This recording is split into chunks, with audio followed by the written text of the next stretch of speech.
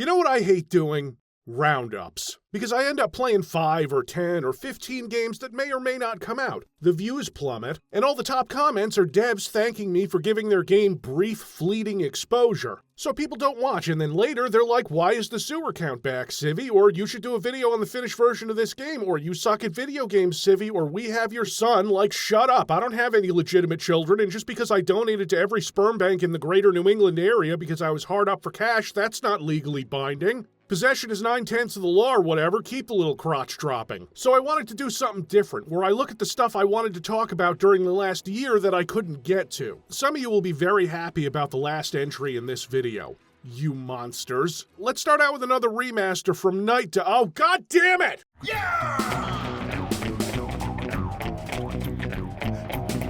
I just covered like 2 of them! Night Dive did a remaster of Outlaws. It has everything you'd expect from a Night Dive remaster. A functional game that runs on Windows 11, questionable graphical enhancements, the wise decision to not touch the immaculate cutscenes, accidentally opening the command prompt that I'll never use, the occasional weird graphical artifacts in the enhanced rendering mode. You can turn all that shit off and enjoy Outlaws, although I did keep some of the options on for cleaner vertical mouse look.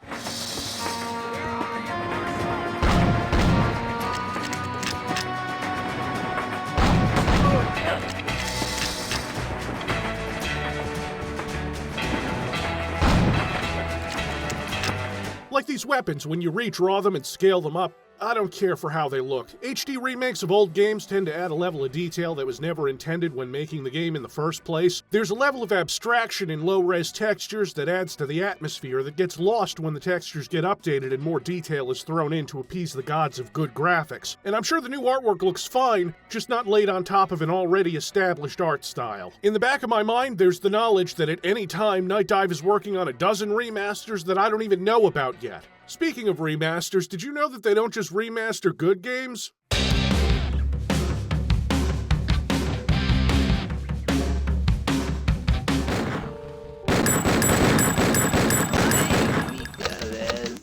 Enter the Jordan Freeman Group in association with Zoom Platform. Stop it. Get some help. Who have brought us an updated version of one of the worst games I've ever played. So what does this version improve? There is now strafing. Non-nausea-inducing mouse look, modernized controls, Steam Deck compatibility. Fucking kill me!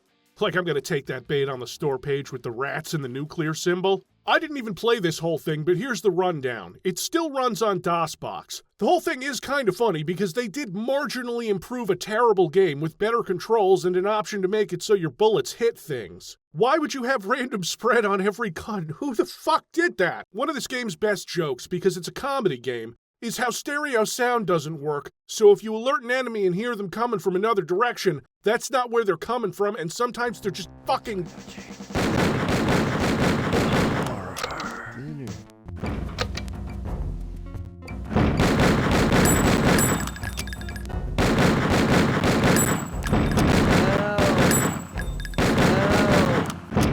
Hey, at least it's widescreen compatible, because it has these borders when you play it. It's still ugly as sin, the floor and ceilings don't quite work right, and the levels are still enormous mazes that look like something I would scribble onto graph paper when I ran out of crayons to eat. The store page actually has a really enlightening quote on it right here. Everything this game is trying to achieve fails so spectacularly that I couldn't believe what I was seeing. Yeah, that's right. Who's that from? Oh yeah, right, fuck this game. The Zoom platform sells a lot of games you can't get on Steam anymore, like the original Duke Nukem titles or the original version of 13 before that shitty remaster. I don't see what good bringing back Radiaki does for anyone. Sometimes that is better.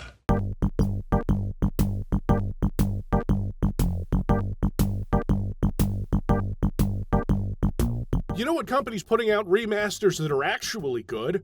Apogee. Emberheart Games, who did Wizardom, which you should also play, worked on Secret Agent, Crystal Caves, Monster Bash, and now they've got Rigel Gameworks, with the man behind the Rigel engine. You remember that, the reverse-engineered port of Duke Nukem 2? That awesome thing? Apogee did the meme. They hired that man, and the team made this bespoke remaster of BioMenace. It looks prettier, it has smooth scrolling, a new episode, and a level editor. Yeah, some weird stuff has changed. There's no longer a live system, which, fair. I mean, you can quick save now, so the game is significantly less difficult. A couple other quality of life features that sound like things that you'd include in a game from the start: being able to switch between your weapons and grenades with the number keys. That's right, no more getting stuck with the landmines. You get more health on normal too, 6 hit points instead of 4. There's been an obvious effort to make the game easier, which is going to piss off some people, I assume. The hardcore BioMenace fans who, wait a minute, I am the demographic for this remaster. And yeah, it is a little easier, though the instant death traps haven't gone anywhere.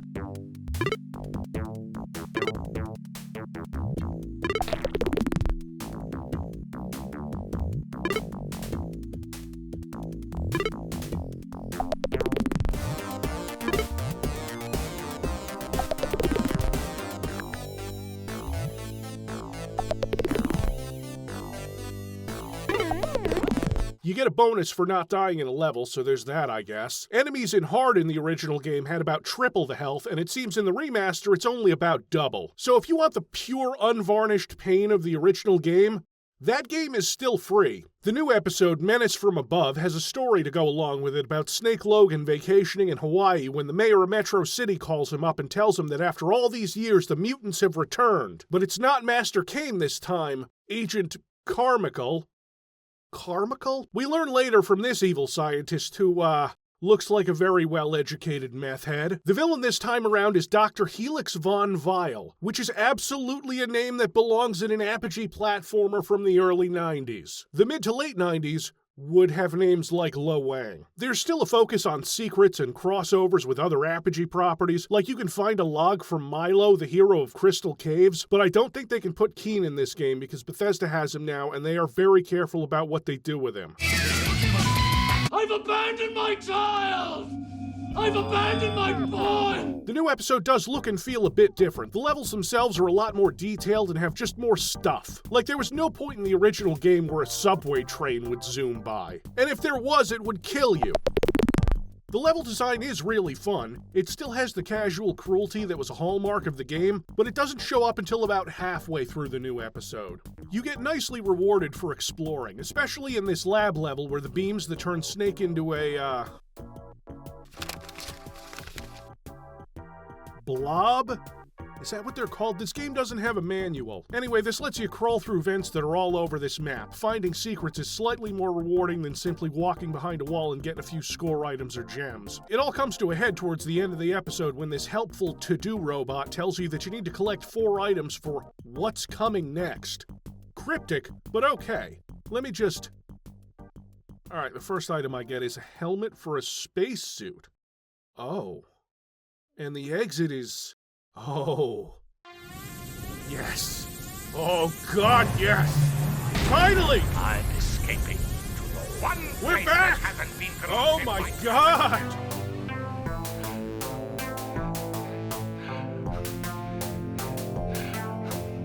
space! Overall, fine remaster, even if it takes some liberties with its quality of life improvements that make the game easier. That just feels less apogee, you know? I'd like to get away from remasters now. I'm very much done talking about remasters. Let's get into the real meat of the episode. The weird stuff that I played in 2025 and didn't have time to make a video for.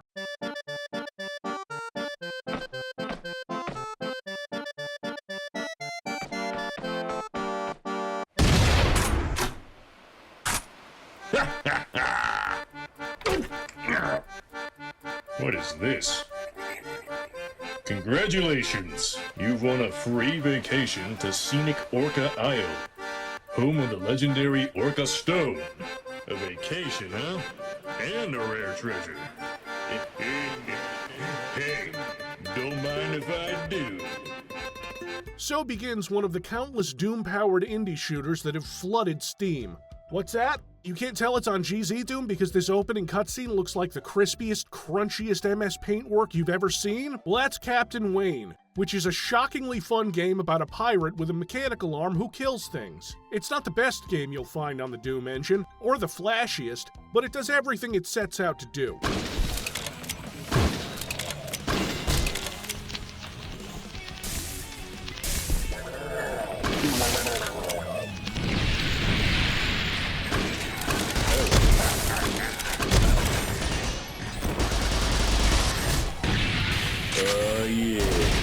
While it's structurally closer to a serious Sam-like shooter where you go through mostly linear levels through arenas, it gets things right. The weapons are tight and punchy, just the shotgun, your hand, can fire either 1 or 2 barrels. The machine gun can fire a less rapid but more accurate shot or spray bullets like a fire hose. You get Molotov cocktails, an energy weapon that does energy weapon stuff. I honestly don't know how it works. You get a serious Sam cannon, which, in this game's defense, is a more suitable weapon for a pirate. You think it's gonna feel like Doom until it doesn't. Yes, some of the movement in the basic interface feel very Doom-like. Other than that, movement is more frantic, having to abuse the air kick to get around arenas faster and to outmaneuver the enemies, which are a bit faster and smarter than you'd expect.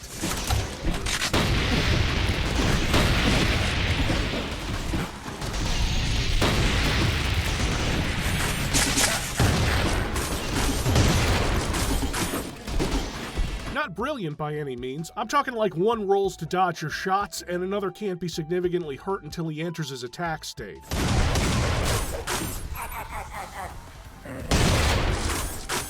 And then there's just dickhead kamikaze birds that can fuck all the way off.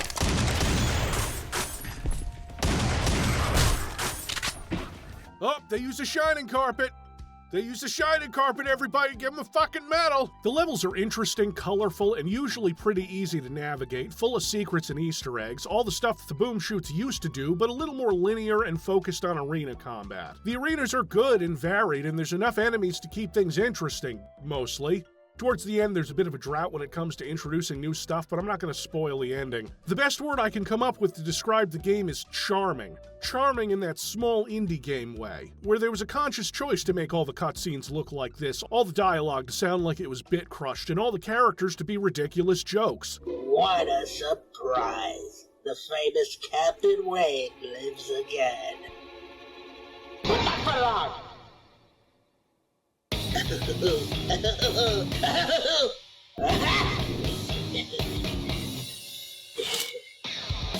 Prepare to meet your maker, Captain! The comic booky elements, like a little bit of the HUD shooting out when you lose a chunk of health, instead of the ouch face, you get this adorable looking thing on the side of the screen here. I like the stylized elements, but you can turn them off in the options pretty easily. Props to anyone who simplifies GZ Doom's overstuffed menu. The simplistic looking sprites have pretty good animation and everything feels nice. Like when you take down an enemy, they have exaggerated death animations that make it very clear that you can move on to the next target. The game gets chaotic in a way that's very deliberate. The way that health is scattered around the levels puts you into overcharge pretty regularly. And the armor system, by default gusto, is how much you drink. So, drunken rampage to murder sea dwellers and steal treasure. Yo fucking ho, I'm on board. And somehow I'm in the special thanks for this game. Twice, because I'm also the player. My playthrough took about 4.5 hours, which isn't bad for an indie release priced at $10. More weird and crazy uses of old id engines, please. Oh, God. Oh, ew.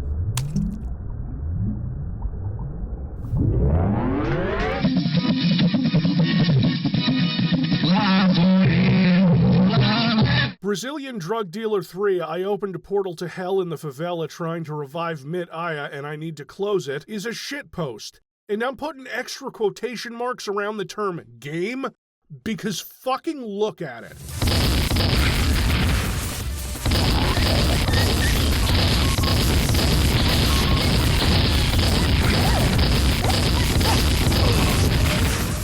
I have finished this game 3 goddamn times. The first time, people were saying, Civvie, you gotta play Brazilian Drug Dealer 3. I opened a portal to hell in the favela trying to revive Mid-Aya and I need to close it. As if I know who the fuck Mid-Aya is. You tried to revive Mid-Aya with a satanic ritual. It went bad! Brazilian Drug Dealer 3. I opened a portal to hell in the favela, trying to revive Mid-Aya. I need to close it! Yeah, it went bad all right. You ever scroll your social media feeds because the guards took your belt away? Well, I was doing that and seeing all this buzz around this game, and I didn't know at the time. I should have known when Dave Oshry was shilling it, because that man, when not lighting cigars with every $20 bill sent by an out-and-proud robosexual, is shitposting hard enough to get anal e-fissures. Here's what the beginning of this game looks like. This is one frame of this game and everything is trying to destroy my faith in humanity. That message shouldn't have tried to revive Mid-Aya. is on screen for maybe a second before I move towards the texture that tells me how to quick save and quick load. Next to the crustiest image of a human I've ever seen, above a pentagram. Oh yeah, everything is hideous. As soon as I saw that tiny, disgusting, wafer-thin brush with the pentagram on it, I knew this was going to be an experience. If this is, as the Steam page says, a fast-paced, ultra-violent Brazilian old-school FPS heavily inspired by the first Quake, and using the same engine as the game, id Tech 2. It is a tribute to the Brazilian mods of the 2000s, the Brazilian bootleg games of the 2000s, Brazilian music and the king of Brazilian music, Mitaya. Yeah, heavily inspired by the first Quake, which means it is essentially Quake. And I don't mean it's like Quake, I mean the majority of the weapons and enemies are Quake reskins. The shotgun, the double-barreled shotgun, the nail gun, the super nail gun, the grenade launcher, the rocket launcher, the lightning gun, down to zapping you if you use it in water, and the enemies, all of the enemies. So if you want to know how to play this game, watch my Pro Quake video because that's mostly it. What about the axe, Civvie? It's a fucking flip-flop. Quake Sky, Quake explosion sprites, quick save stations all over the place despite there being a button to quick save that the game throws a wall of text at you about at the beginning in 2 languages. Small differences here and there. The ogres are now made out of Lego. Most human-like enemies are dressed in sports garb and one even drops a soccer ball that you can kick.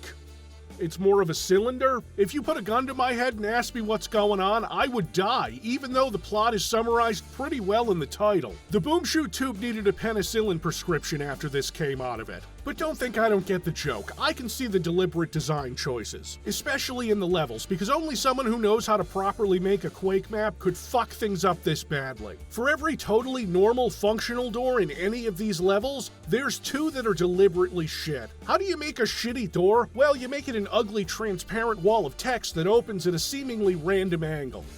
And then there's levels where the actual geometry and the brushwork is fine, and they're textured entirely like this. Water volumes, right, like, well, water and lava, are at no point implemented properly, which takes more work than making them correctly. Look at this. The fuck even is this? All you need to do in a Quake map to make water is to apply the water texture to a box.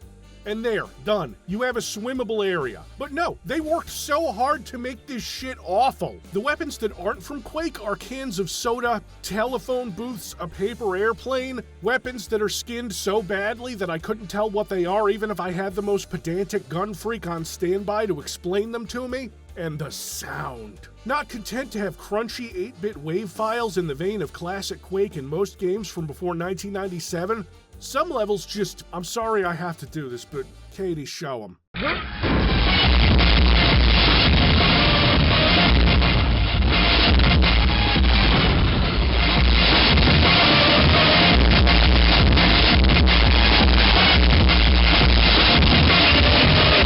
I'm not running music over that clip.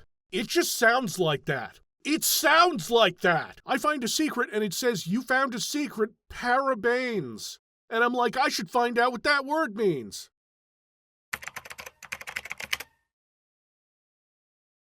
I don't know what that means in English. Parabens are an organic compounds used as preservatives in cosmetic and What? There's barely level design. Like, most maps are arenas and hallways, if you can call them that, because half the time they're brushes stitched together wrong, like Frankenstein's monster if the old doc was blind and never attended medical school. Calling this game ugly would be like calling the Antarctic ice shelf cold. I've had more pleasant oral surgeries. If the goal was to make something uniquely terrible and to release it on an unsuspecting public, Wuhan did a better job.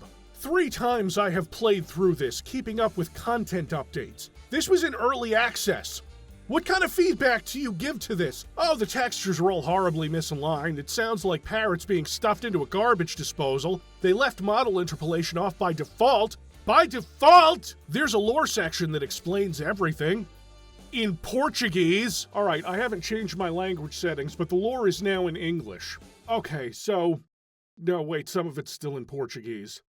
Fine, I'll tell you what I can. The player character, De Silva, is a drug dealer who tries to raise dead funk singer Mid-Aya, but instead causes mass possession and a demonic invasion, but we already knew most of that. So there is a way to make sense of this. You have to save Savio Sanz, who's the owner of the TV station. I don't know why, but it seems important. You might think Gotta Kill the Ogres is the part you want to pay attention to, but they're not actually ogres. They're brick flaflas who are magically enchanted Legos that attack you, because obviously that's what's happening. So you get to the mall, and Ronaldo McDowellist, a villain who works with the Vask demon, put an anti-gravity device in lava in the mall, and he's terrifying but inanimate. And when you get through the mall, you exit through this giant A, which is a spaceship, and then this pentagonal-headed fucking thing says I have an anti-gravity belt so I can traverse the house of the game's creator, which is the worst level by a lot. You have to bounce around, but your air control is so bad that it's like, no, you're not even getting the Tim Curry clip, fuck you. And then you're back on Earth, possibly, the sky is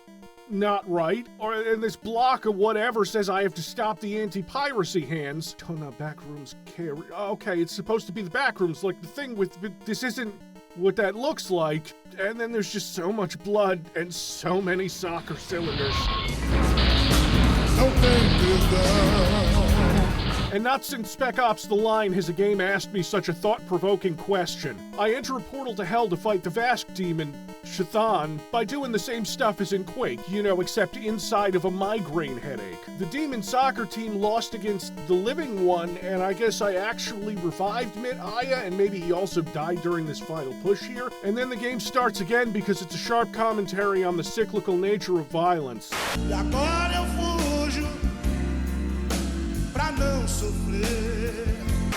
Okay, hold on. I'm going to see if I can come up with a good quote for the store page.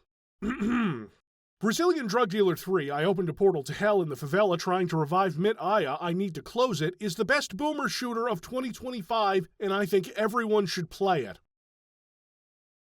No, wait, this isn't going to work. I have to personally pass this curse on. Dear Trav, if you are reading this, I hope this gift finds you well. I've sent you the best boomer shooter of 2025. I wanted to thank you for your friendship. Suck on that, nerd!